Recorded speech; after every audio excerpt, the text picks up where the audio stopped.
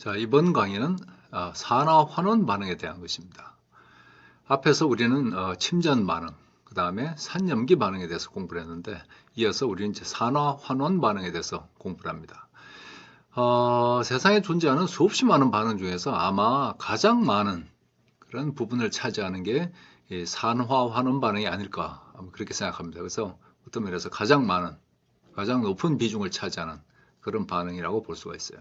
자, 앞에서 우리가 침전 반응에서는 침전이 생기는 게 핵심적인 변화였고, 산염기 반응에서는 양성자와 수산화이온이 반응해서 물을 형성하는 반응, 혹은 양성자가 전달되는 그런 반응이 핵심적인 변화였는데, 이 산화환원 반응에서는 전자 이동이 바로 핵심적인 변화가 되게 됩니다. 그래서 서로 다른 반응물들 사이에서 전자를 주고받는 그러한 반응이 바로 이 산화환원 반응입니다. 그래서 이 정의가 나와 있죠. 산화환원 반응은 바로 반응물 간에 전자를 주고받는 반응이라고 되어 있습니다. 자, 그런데 이런 산화환원 반응도 좀 자세히 들여다보면 크게 두 그룹으로 나눌 수 있다는 걸 알 수가 있습니다. 하나는 전자를 완전히 주고받는 그런 반응이 있고, 또 하나는 전자를 온전히 다 주고받는 것이 아니고 일부, 전자의 전하 중에 일부를 주고받는, 자, 그러한 경우들이 있습니다. 전자를 완전히 주고받는 그런 경우는 바로 이온결합 화합물의 경우가 되는데, 이온결합 화합물이 생성되는 그런 경우인데, 이런 경우는 전자가 온전히 전달이 되게 됩니다. 자, 예를 들어서 마그네슘을 공기 중에서 불을 붙이게 되면 이와 같이 공기 중에 있는 산소와 반응해서 산화 마그네슘으로 연소가 산화가 되면서 굉장히 많은 열과 빛을 방출하게 됩니다. 자, 이 과정에서 보면 마그네슘은 원자 한 개당 전자 두 개를 잃습니다. 그걸 어떻게 아느냐 하면 산화 마그네슘에 들어있는 마그네슘 2가 플러스 이온이 되는 걸로부터 우리가 알 수가 있죠. 그래서 원자 한 개당 전자를 두 개씩 내어놓습니다. 그 내어놓은 전자를 산소 원자가 원자 한 개당 전자 두 개씩을 받아서 이와 같이 산화 이온이 되는 거예요.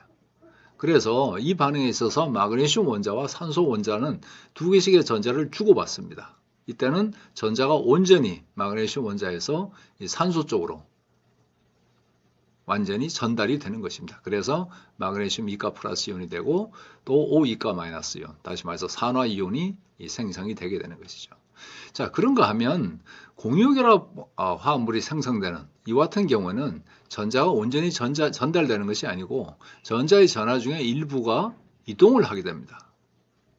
예를 들어서 이 수소와 염소가 반응해서 HCl을 생성하는, HCl은 이제 공유결합 화합물이죠.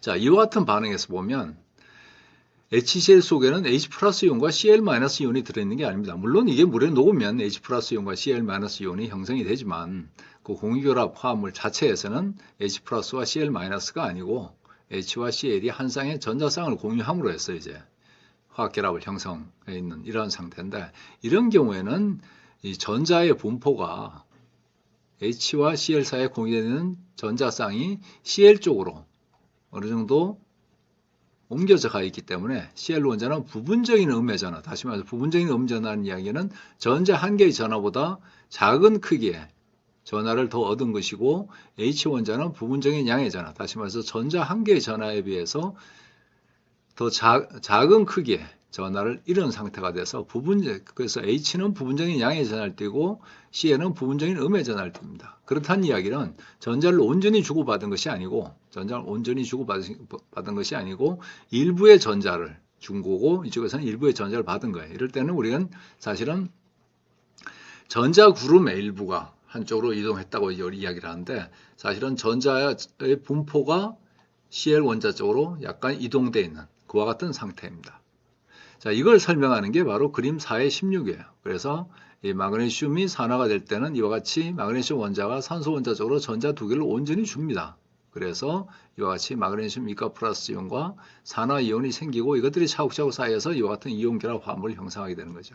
자, 그런데 공유 결합 화합물인 HCl이 생기는 과정에서는 H 원자에서 Cl 원자 쪽으로 전자가 부분적으로 이동하게 되는 거예요. 부분적으로 이동하게 돼서 완전히 플러스 이온과 마이너스 이온이 생기는 것은 아니지만, 그래도 H 원자는 부분적으로 전자를 잃고 그 다음에 CL 원자는 부분적으로 전자를 얻게 되는 것입니다. 이와 같은 두 가지 경우가 있는데 대학교 1학년 수준에서 여러분들이 산화 환원 반응을 공부할 때는 이 두 가지 경우 다 전자를 주고받는다. 온전하게 전자를 주고받는다고 생각하시는 것이 훨씬 편리합니다. 이걸 따져서 이온결합 화합물일 때는 완전히 주고받는데 공유결합일 때는 부분적으로만 주고받는다 이렇게 생각하면 산화 환원 반응을 다루기가 어려워요. 따라서 여러분들은 그냥 이와 같은 두 가지 경우가 있다고만 생각하고 이후부터 산화 환원 반응을 따질 때는 온전하게 전자를 다 한쪽 반응물에서 상대 반응물 쪽으로 전자를 주고 또 이쪽에서는 전자를 받는다고 그렇게 생각하시는 것이 훨씬 더 이해하기 쉽고 또 산화 환원 반응을 다루기 상당히 편리한 것입니다. 자, 그 정도 말씀드리고 다시 이제 산화 환원 반응의 정의로 되돌아가서 산화 환원 반응은 전자를 주고받는 반응인데 여러분 아시다시피 전자는 크기가 워낙 작아서 화학 반응이 일어나는 동안에 전자가 어디에서 어디로 이동하는지 우리 눈에 보이지도 않고 또 화학 반응식을 봐도 이와 같은 화학 반응식을 봐도 전자가 어디에서 어디로 갔는지를 한눈에 알기가 어려워요. 사실은 여기서 이제 우리가 전하의 변화로부터 우리가 전자가 어디에서 어디로 갔는지를 알 수가 있지만 그러나 이 전체 반응식만 보고는 사실은 전자가 어디에서 어디로 갔는지를 우리가 알 수가 없습니다. 자, 그래서 그냥 반응식만 보고는 이 반응이 산화 환원 반응인지 아닌지를 우리가 판단하기가 상당히 어려워요. 자, 그래서 산화 환원 반응에서 전자의 이동을 추적하는 전자가 어디에서 어디로 전달되었는지를 추적하는 자, 그런 방법을 우리가 알아야 됩니다. 그게 바로 다음 슬라이드에 소개되는 내용입니다. 자, 다음 슬라이드로 넘어가기 전에 산화 환원 반응에 대해서 조금 더 추가적인 이야기를 좀 하고 가죠. 자, 우리는 흔히 어떤 반응이 산화 반응이다, 혹은 어떤 반응이 환원 반응이다 이런 표현을 흔히 씁니다. 예를 들어서 여기 나왔던 예에서도 마그네슘의 산화 반응, 자 이런 표현을 쓰고 있어요. 자, 그런데 사실은 산화 반응 혹은 환원 반응이라고 하는 것은 정확한 의미에서는 엄격한 의미에서는 존재하지 않습니다. 왜냐하면 산화라고 하는 과정은 전자를 잃는 과정이에요. 전자를 내어놓는 과정입니다. 자, 그런데 전자를 내어놓는데 전자를 받아들여주는 다른 물질이 존재하지 않으면 전자를 내어놓을 수가 없습니다. 따라서 전자를 주는 것과 받는 과정은 항상 함께 일어나는 것이고 전자를 주는 과정이 산화고 전자를 받는 과정이 환원이기 때문에 산화 과정과 환원 과정은 항상 동시에 일어납니다. 따라서 그러한 반응들은 다 산화 환원 반응이 되는 것이죠. 자, 그런데 왜 우리는 어떤 반응이 산화 반응이고요. 방금 여기 예를 들었다시피 또 어떤 반응은 환원 반응이다. 이렇게 표현을 하느냐. 그것은 우리가 관심을 가지는 물질이 산화되느냐 혹은 환원되느냐에 따라서 우리는 그 물질을 기준으로 산화 반응 혹은 환원 반응이라는 표현을 씁니다. 그러나 화학 반응의 분류 차원에서 보면 그러한 모든 반응은 다 산화 환원 반응에 속하는 겁니다. 다시 말해서 산화 과정과 환원 과정이 동시에 일어나는 그런 반응이라고 하는 것을 여러분 이해하시기 바랍니다. 자, 그래서 이 마그네슘이 산화가 되는 경우에는 마그네슘에 우리가 초점을 맞추기 때문에 마그네슘이 산화가 되는 것이지만 사실은 그 과정에서 산소는 환원이 됩니다. 그래서 역시 마찬가지로 산화 환원 반응이에요. 그래서 여러분들은 우리가 산화 환원 반응이라고 엄격하게 이야기하는 것이지 산화 반응 혹은 환원 반응이라고 이렇게 분리해서 이야기할 수 없다고 하는 것을 여러분 이해하셔야 됩니다. 그러나 우리가 가끔 그런 표현을 쓰는데 그것은 아까 말씀드린 대로 우리가 관심을 가지는 그 물질이 산화되느냐 혹은 환원되느냐에 따라서 그런 표현을 쓰긴 합니다만 엄격한 의미에서 화학 반응의 분류로 보면 산화 반응이나 환원 반응은 없고 항상 산화 환원 반응이 존재한다는 것을 여러분이 이해하시기 바랍니다. 자, 그 정도로 이제 산화 환원 반응에 대해서 이야기를 하고 좀 전에 이야기한 대로 그럼 전자가 어디에서 어디로 가는지를 어떻게 아느냐 그걸 추적하는 방법이 다음 슬라이드에 나옵니다. 자, 전자가 어디에서 어디로 갔느냐는 걸 우리가 추적하는데 우리는 산화수라고 하는 숫자를 이용합니다. 이 산화수의 변화로부터 우리는 전자의 이동, 전자의 전달을 확인할 수가 있어요. 산화수는 영어로 oxidation number, 그래서 ON이라고 쓰기도 하고 또 책에 따라서는 oxidation state, 산화 상태라고도 이야기합니다. 자, 이 산화수는 전자가 완전히 다시 말해서 전달되었다고 가정했을 때 각 원자가 가질 것으로 예상되는 전하를 우리는 산화수라고 부릅니다. 그래서 앞에서 우리가 두 가지 경우가 있다고 얘기했죠. 전자가 완전히 전달되는 경우가 있는가 하면 부분적으로 전달되는 경우들이 있는데 우리는 그런 걸 따지지 않고 전부 다 완전히 전달된다고 가정하고 부여한 숫자가 바로 산화수가 되게 되는 것입니다. 자, 그래서 산화수의 변화로부터 우리는 전자를 얻었는지 혹은 잃었는지를 알 수가 있는데 산화수가 감소했다는 이야기는 전자를 얻었다는 이야기입니다. 따라서 그 화학종은 환원이 된 겁니다. 그 원자는 환원이 된 거예요. 반대로 반응 전과 반응 후에 산화수가 증가했다면 전자를 잃었다는 이야기고 그 과정에서 그 원자는 산화되었다는 걸 의미하는 것입니다. 자, 그래서 우리가 산화수의 변화를 알면 그걸로부터 전자가 어디에서 어디로 갔는지를 알 수가 있습니다. 자, 산화수의 변화와 그 다음에 이동한 전자의 개수는 산화수 숫자의 크기의 변화와 같습니다. 예를 들어서 산화수가 1단위 변했으면 전자 한 개를 잃거나 얻었다는 이야기고 산화수가 2단위 변했다는 이야기는 전자 2개를 잃거나 혹은 얻었다는 이야기예요. 경우에 따라서 그보다 더 많은 산화수의 변화가 있을 수가 있는데 예를 들어서 산화수의 변화가 4단위다. 그러면 전자 4개가 이동되었다는 걸 뜻하는 것입니다. 자, 표 4.4에 보게 되면 산화수를 정하는 규칙이 나와 있어요. 상당히 장황합니다. 상당히 장황한데 내용을 보면 대부분은 사실은 여러분이 상식적으로 다 알만한 내용이고 따라서 이 암기해야 될 만한 내용은 한 2가지밖에 없습니다. 자, 한번 볼까요? 규칙을 2개로 나눠놨는데 위에는 일반 규칙입니다. 자, 일반 규칙은 거의 상식 수준이에요. 자, 1번 원소 상태의 원자들의 산화수는 0이라고 주어집니다. 그래서 예를 들어서 N2 혹은 H2 원자 상태가 아니고 원소 상태라고 하는 걸 여러분이 유심히 봐주시기 바랍니다. 그 다음에 소듐 이런 금속들은 금속 상태가 바로 가장 안정한 원소 상태고 이러한 상태의 산화수는 0입니다. 자, 그 다음에 2번째 단원자 이온, 원자 한 개가 전자를 잃거나 얻어서 만들어지는 그런 이온들은 이온의 전하가 바로 산화수입니다.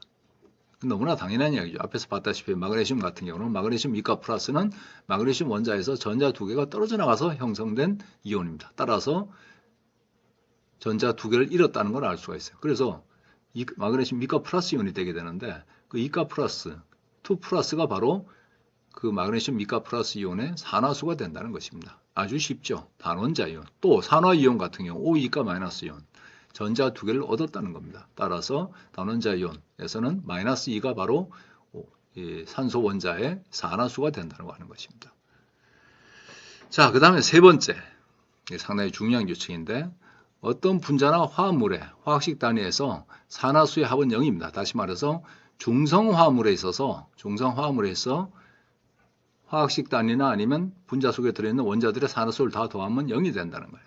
근데 그게 아니고 이온인 경우에는 산화수의 합은 이온의 전하와 같아집니다. 그래서 이 3번의 표현을 하나로 묶으면 어떤 화학종 내에 있는 원자들의 산화수를 다 더하면 그 화학종의 전하와 같다는 겁니다. 그래서 중성 분자인 경우 혹은 중성 화합물인 경우에는 산화수의 합이 0이 되는 거고 그게 아니고 이온인 경우에는 그 이온 속에 들어있는 원자들의 산화수를 다 더하면 이온의 전하와 같다는 겁니다. 그래서 1번, 2번, 3번 규칙은 사실은 암기할 만한 내용도 아니에요. 그냥 이해해 두시면 다 쉽게 기억이 되는 그러한 내용입니다. 자, 그 다음에 사실은 진짜 까다로운 건 바로 그 다음 내용입니다. 특별한 원자나 주일표의 족에 대한 산화수 규칙. 이건 이제 어떤 면에서 하나하나 외워야 되는 거예요. 근데 예외가 있는 경우는 좀 어렵지만 그렇지 않는 경우는 쉽게 외울 수가 있습니다. 자, 1번. 1A족. 사실은 1번과 2번은 함께 묶어도 돼요. 1A족과 2A족에 대한 이야기인데 1A족은 모든 화물에서 산화수가 플러스 1입니다. 그 다음에 2A족은 모든 화물에서의 산화수가 플러스 2예요. 예외 없이. 아까 마그네슘 봤는데 마그네슘이 바로 2A족에 속하는 그런 원소고 따라서 화합물을 이루면 산화수가 플러스 2가 됩니다. 화합물에서 산화수가 플러스 2라는 뜻입니다. 원소 상태일 때는 앞에서 일반 규칙에 적용되듯이 0입니다. 0. 마그네슘 금속일 때 산화수는 0이에요. 자, 그 다음에 여기 3번이 먼저 나오고 있는데 사실은 4번이 먼저 나오는 게 맞습니다. 이 4번이 이게 3번이 되고 그 다음에 이 수소에 대한 게 이 4번이 되는 게 맞아요. 왜냐하면 이제 뒤에 가서 이야기하겠지만 이 규칙은 차례대로 적용이 되게 됩니다. 그래서 예외가 없는 규칙이 먼저 나오는 게 당연한 거죠. 플루오린은 화합물을 이루었을 때 산화수가 항상 마이너스 1입니다. 예외 없이. 자, 그래서 1번, 2번, 그 다음에 플루오린에 대한까지는 다 예외가 없는 규칙입니다. 자, 그 다음에 4번으로 가서 제가 3번을 4번으로 바꿨는데 수소에 대한 건데 수소가 비금속과 결합했을 때는 산화수는 플러스 1이 되게 됩니다. 자, 그런데 예외적으로 금속이라든가 혹은 붕소와 결합했을 때는 산화수가 마이너스 1이 되는 거예요. 근데 이것은 예외라고 기억을 하기보다는 위에 있는 규칙이 먼저 적용되고 그 다음에 일반 규칙이 먼저 적용된다는 이런 기본적인 규칙을 적용을 하면 굳이 예외로 암기하실 필요가 없습니다. 이제 뒤에 가서 제가 예를 들어 보이겠지만 상위 규칙을 먼저 적용하면 나타나는 당연한 결과입니다. 어떻든 간에 여러분들은 그냥 수소는 대부분의 경우에 플러스 1이지만 마이너스 1인 경우도 있다. 이 정도만 기억하시면 됩니다. 자, 그 다음에 산소에 대해 5번에 산소에 대한 규칙입니다. 산소는 모든 화물에서 산화수가 마이너스 1인데 거의 모든 화물에서 아주 예외적인 경우는 마이너스 1이 되거나 혹은 플러스가 되는 경우도 있어요. 자, 그런 경우는 위에 있는 규칙들이 먼저 적용되는 그런 경우들인데 예외로 기억할 필요가 없고 그런 경우도 있다는 것만 알고 위에 있는 규칙을 적용해서 아시면 됩니다. 그래서 산소는 산화수가 마이너스 2다 이렇게 기억을 해 두시는 걸로 충분해요. 자, 그 다음에 실A족. 실A족이면 할로젠족입니다. 할로젠족은 대부분이 다 산화수가 마이너스 1인데 플루오린과 마찬가지로 예외가 가끔 등장합니다. 자, 그것은 또 역시 마찬가지로 3회 규칙이 적용이 되는 경우이기 때문에 3회 규칙이 적용이 되지 않는 경우는 다 마이너스 1이라고 기억하시면 됩니다. 자, 그래서 이 규칙이 보다시피 상당히 많아요. 일반 규칙이 3개나 되고 그 다음에 특별한 원자나 주기율표에 적용되는 규칙이 6가지나 되기 때문에 이걸 다 암기하지 못합니다. 그러나 아까 말씀드린 대로 아주 기본적인 원칙, 일반 규칙에다가 또 하나 여기 굉장히 중요한 규칙은 위에 있는 일반 규칙이 먼저 적용이 되고 그 다음에 특별한 원자나 주기율표에 적용되는 규칙도 상위 규칙이 먼저 적용된다는 거예요. 자, 그렇게 해서 적용을 해 가다 보면 이 표 4.4의 내용을 여러분들이 굳이 암기하지 않더라도 저절로 다 알게 됩니다. 자, 그래서 다음 슬라이드로 가서 하나하나의 예를 들어가면서 우리가 산화수를 어떻게 정하느냐 하는 것을 살펴보도록 하겠습니다. 예제 4의 17인데요. A, B, C, D 4가지 화합물과 그 다음에 이온이 소개가 되어 있습니다. 그 속에 들어있는 각 원소의 산화수를 정하라는 이야기예요. 자, 여기는 화합물의 이름으로 나와 있기 때문에 화학식을 먼저 쓸 수 있어야 됩니다. 자, 이제 화학식을 염화, 아연 이렇게 씁니다. 근데 앞에서 이야기했지만 여러분들이 이걸 못 쓴다고 해서 화학을 못 한다고 생각하실 필요가 없습니다. 시험을 볼 때는 웬만한 건 다 드립니다. 자, 이거 같이 쓰면 이건 이제 여러분들이 이제 화학을 약간은 공부했기 때문에 아, 이거는 이온결합 화합물이겠구나 하는 것을 여러분들이 사실은 판단할 수 있어야 되는 거예요. 그래서 이온결합 화합물이라는 걸 판단을 하면 아연 2가 플러스 이온이고 그 다음에 CL이 마이너스 1가 이온이고 해서 그러면 아연 2가 플러스 이온과 CL 마이너스 이온은 각각 단원자 이온이고 단원자 이온은 이온의 절하가 바로 산화수라고 이야기했습니다. 따라서 아연의 산화수가 플러스 2가 되고 그 다음에 염소의 산화수가 마이너스 1이 된다고 하는 걸 금방 우리가 알 수가 있습니다. 그 다음에 이제 검산 차원에서 해보면 이 각각의 원자들의 산화수를 다 더해보면 이 염화아연은 중성 이온결합 화합물이기 때문에 당연히 전하가 0이 돼야 되는 것이죠. 자, 그래서 0이 되는 산화수의 합이 0이 돼야 됩니다. 0이 되는 걸 우리가 확인할 수가 있습니다. 이온결합 화합물인지 몰라도 단순히 산화수 규칙을 적용해도 됩니다. 자, 앞에서 할로젠족인 염소의 산화수는 화합물을 이뤘을 때 마이너스 1이라고 이야기했어요. 마이너스 1. 그래서 CL의 산화수는 이 화합물에서 마이너스 1이라고 하는 걸 우리가 알 수가 있습니다. 그 다음에 이제 일반 규칙의 3번에서 화합물 속에 들어있는 각 원자들의 산화수를 다 더하면 그 화합물의 전하와 같다고 그랬어요. 자, 그래서 CL 원자가 2개니까 산화수가 마이너스 1 곱하기 2가 되는 것이고 그 다음에 아연의 산화수, 그 다음에 아연의 산화수를 더했을 때 0이 되게 하려면 아연의 산화수는 플러스 2가 돼야 된다는 걸 알 수가 있습니다. 자, 그래서 우리가 염화 아연에 있어서 아연과 염소의 산화수를 우리가 부여할 수 있는 걸 알 수가 있습니다. 여러분들이 아직은 좀 생소하고 적응이 잘 안 되어 있겠지만 좀 더 많은 그런 거의 화합물 혹은 이온들에 대해서 산화수를 부여하는 연습을 해보면 쉽게 적응이 됩니다. 자, 다음으로 가서 SO3로 가볼까요? 3산화황인데 자, SO3는 공유결합 화합물입니다. 자, 자, 우선 황해에 대한 산화수 규칙은 없었어요. 자, 그러면 여러분들은 산소에 대한 산화수 규칙을 또 올리면 됩니다. 산소에 대한 산화수 규칙에 의하면 산소의 산화수는 아주 예외적인 경우를 제외하고는 마이너스 2라고 이야기했어요. 자, 마이너스 2가 됩니다. 이런 경우는 예외가 되질 않습니다. 예외가 된다는 이야기는 상위 규칙이 먼저 적용되는 그와 같은 경우가 바로 예외가 되는 것이지, 그렇지 않는 경우는 무조건 마이너스 2가 됩니다. 자, 그 다음에 이제 일반 규칙 3번으로 가서 SO3는 중성 분자이기 때문에 여기 들어있는 4개의 원자의 산화수를 다 더하면 0이 돼야 됩니다. 자, 그런데 산소 원자가 3개이기 때문에 마이너스 산화수는 마이너스 2 곱하기 3이에요.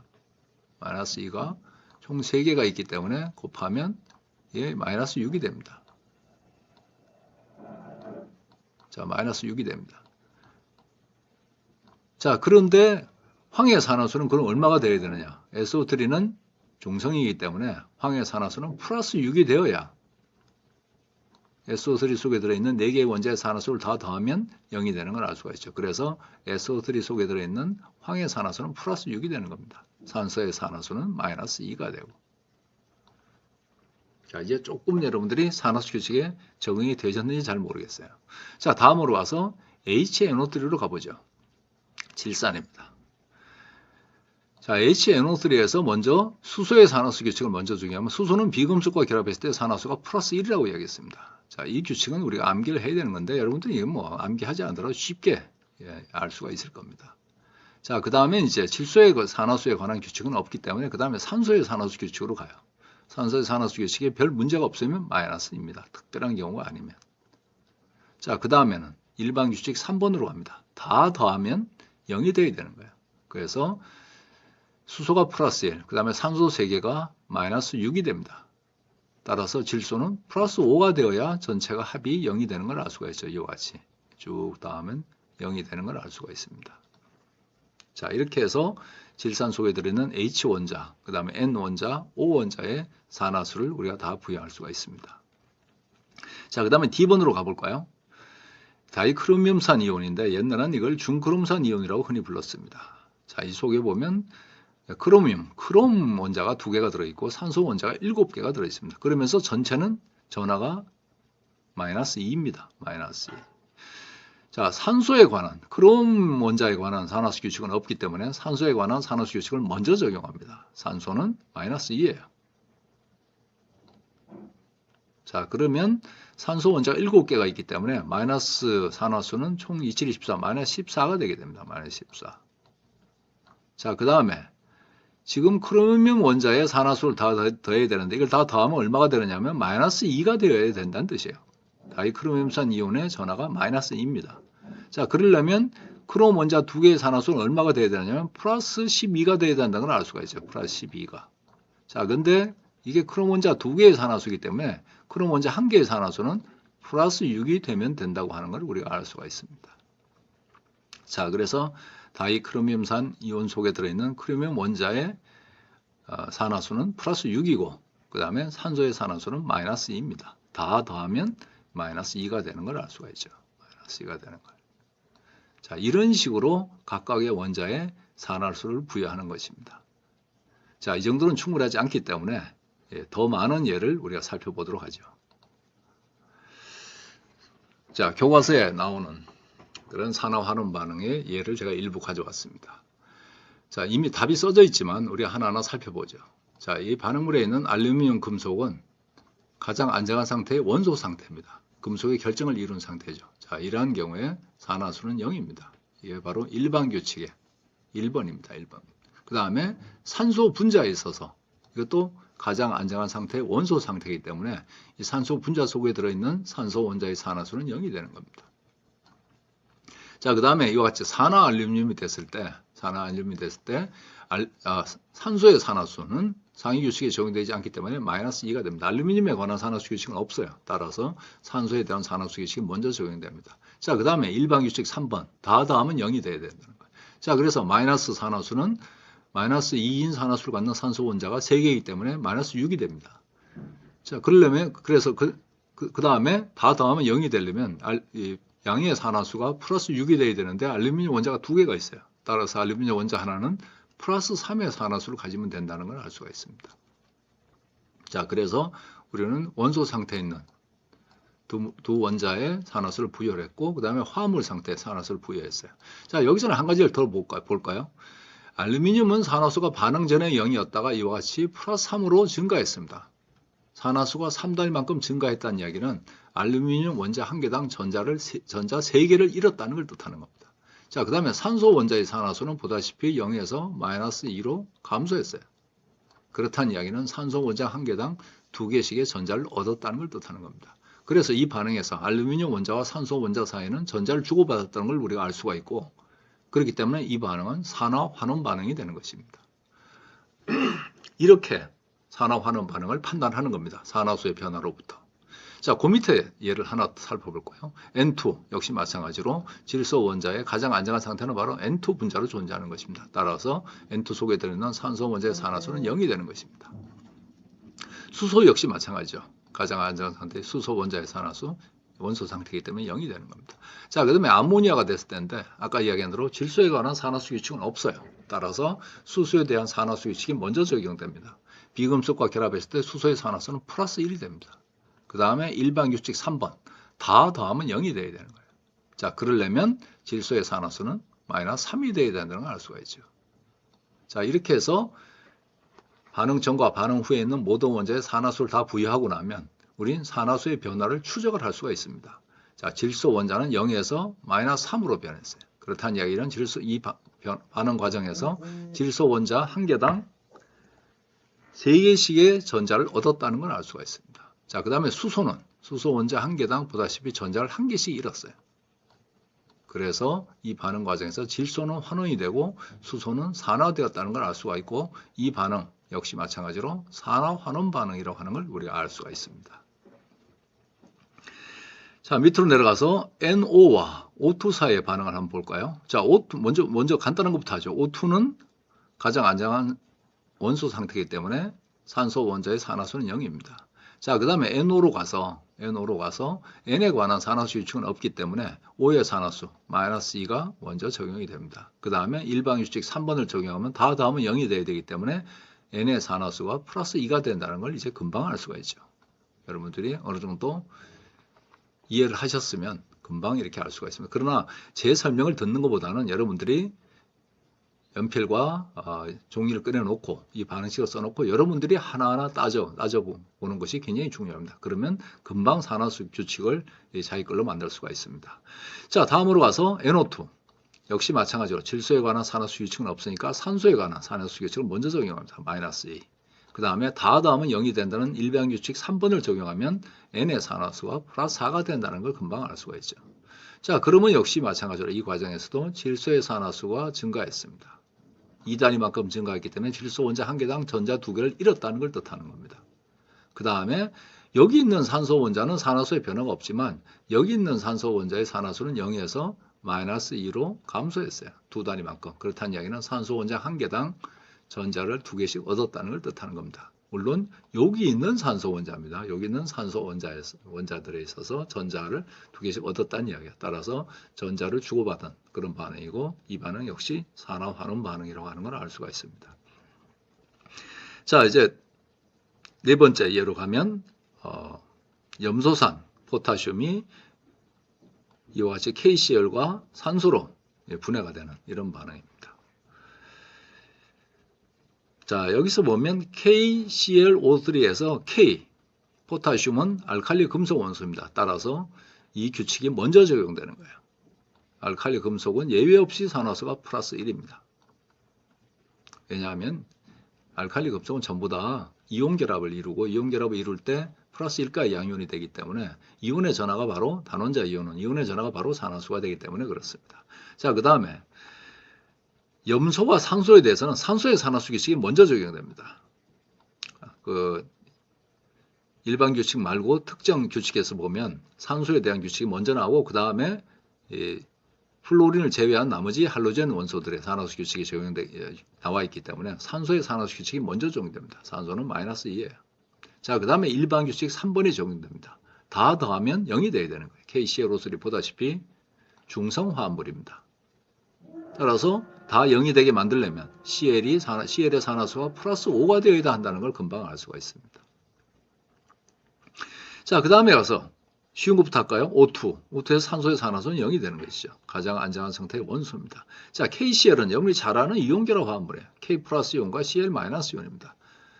이런 단원자 이온에서는 이온의 전하가 바로 산화수라고 이야기했어요. 그래서 K는 플러스 1, 그 다음에 Cl은 마이너스 1이 되게 되는 것입니다.